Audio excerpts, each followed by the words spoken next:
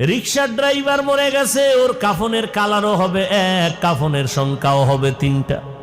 গরিব হওয়ার কারণে একটা কাফন কেউ কমাইয়াও দিবে না, ধনী হওয়ার কারণে সম্মান দিতে গিয়ে কেউ একটা কাফন বাড়াইয়াও দিবে না। কাফনের মধ্যে ঢুকলে বোঝা যাবে কে ধনী কে গরিব, কোনো বাহাদুরি ওই ভেতরে আর চলে না।